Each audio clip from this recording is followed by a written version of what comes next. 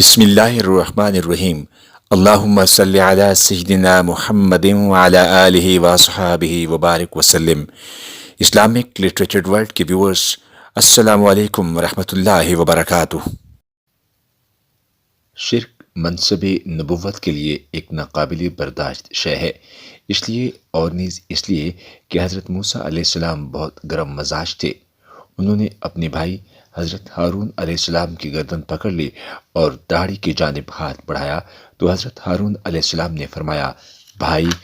میری مطلق خطا نہیں ہے، میں نے ان کو ہر چند سمجھایا مگر انہوں نے کسی طرح نہیں مانا اور کہنے لگے کہ جب تک حضرت موسیٰ علیہ السلام نہ آ جائیں ہم تیری بات سننے والے نہیں، بلکہ انہوں نے مجھے کمزور پا کر میرے قتل کا ارادہ کر لیا تھا۔ جب میں نے یہ حالت دیکھی تو خیال کیا کہ اب اگر ان سے لڑائی کی جائے اور مومنین کاملین اور ان کے درمیان جنگ برپا ہو تو کہیں مجھ پر الزام نہ لگایا جائے کہ میرے پیچھے قوم میں تفرقہ ڈال دیا، اس لیے میں خاموشی کے ساتھ تیرا منتظر رہا۔ پیارے بھائی، تو میرے سر کے بال نہ نوچ اور نہ داڑھی پر ہاتھ چلا اور اس طرح دوسروں کو ہنسنے کا موقع نہ دے۔ حضرت ہارون علیہ السلام کی یہ معقول دلیل سن کر حضرت موسیٰ علیہ السلام کا غصہ ان کی جانب سے ختم ہو گیا اور اب سامری کی جانب سے مخاطب ہو کر فرمایا، سامری تو نے یہ کیا بت بنایا ہے؟ سامری نے جواب دیا کہ میں نے ایسی بات دیکھی جو ان اسرائیلیوں میں سے کسی نے نہیں دیکھی تھی، یعنی غرق فرعون کے وقت جب حضرت جبریل علیہ السلام گھوڑے پر سوار اسرائیلیوں اور فرعونیوں کے درمیان حائل تھے تو میں نے دیکھا کہ ان کے گھوڑے کے سم کی خاک میں اثر حیات پیدا ہو جاتا ہے اور خشک زمین پر سبزہ اگ آتا ہے، تو میں نے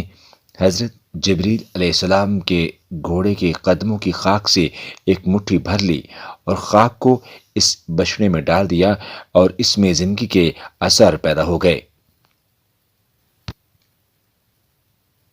حضرت موسیٰ علیہ السلام نے فرمایا، اچھا اب تیرے لیے دنیا میں یہ سزا تجویز کی گئی ہے کہ تو پاگلوں کی طرح مارا مارا پھرے، اور جب کوئی انسان تیرے قریب آئے تو اس سے بھاگتے ہوئے یہ کہے کہ دیکھنا مجھ کو ہاتھ نہ لگانا۔ یہ تو دنیاوی عذاب ہے، اور قیامت میں ایسے نافرمانوں اور گمراہوں کے لیے جو عذاب مقرر ہے وہ تیرے لیے وعدہ الہی کی صورت میں پورا ہونے والا ہے۔ اے سامری، یہ بھی دیکھ کہ تو نے کس گوسالوں کو معبود بنایا تھا اور اس کی سماعت لگا کر بیٹھا تھا، ہم ابھی اس کو آگ میں ڈال کر خاک کیے دیتے ہیں اور اس خاک کو دریا میں پھینک دیتے ہیں کہ تجھ کو اور تیرے ان بے وقوف پیروکاروں کو معلوم ہو جائے کہ تمہارے معبود کی قدر و قیمت اور طاقت و قوت کا یہ حال ہے کہ وہ دوسروں پر عنایت و کرم تو کیا کرتا، خود اپنی ذات کو ہلاکت و تباہی سے نہ بچا سکا۔ بدبختو، یہ معمولی بات بھی نہ سمجھ سکے کہ تمہارا معبود صرف وہی ایک اللہ ہے جس کا نہ کوئی ساجی ہے نہ شریک، اور وہ ہر شے کا عالم و دانا ہے۔ غرض یہ کہ حضرت موسیٰ علیہ السلام جب ان معاملات سے فارغ ہو گئے تو انہوں نے اللہ تعالیٰ کی جناب میں رجوع کیا کہ اب ان کے اس ارتداد اور بے دینی کی سزا تیرے نزدیک کیا ہے؟ وہاں سے جواب ملا،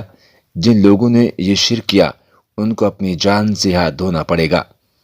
حضرت موسیٰ علیہ السلام نے بنی اسرائیل سے کہا کہ تمہاری توبہ کی صرف ایک صورت مقرر کی گئی ہے، وہ یہ کہ مجرموں کو اپنی جان کو اس طرح ختم کرانا چاہیے کہ جو شخص رشتے میں جس سے زیادہ قریب ہے وہ اپنے عزیز کو اپنے ہاتھ سے قتل کرے، یعنی باپ بیٹے کو اور بیٹا باپ کو اور بھائی بھائی کو۔ آخر بنی اسرائیل کو اس حکم کے سامنے سر تسلیم خم کرنا پڑا۔ تورات میں ہے کہ اس طرح 3000 بنی اسرائیلی قتل ہوئے اور مارے گئے، اور بعض اسلامی روایات میں اس سے بھی زیادہ تعداد مذکور ہے۔ جب نوبت یہاں تک پہنچی تو حضرت موسیٰ علیہ السلام درگاہ الہی میں سجدہ ریز ہوئے اور عرض کیا، بار الہا اب ان پر رحم فرما اور ان کی خطاؤں کو بخش دے۔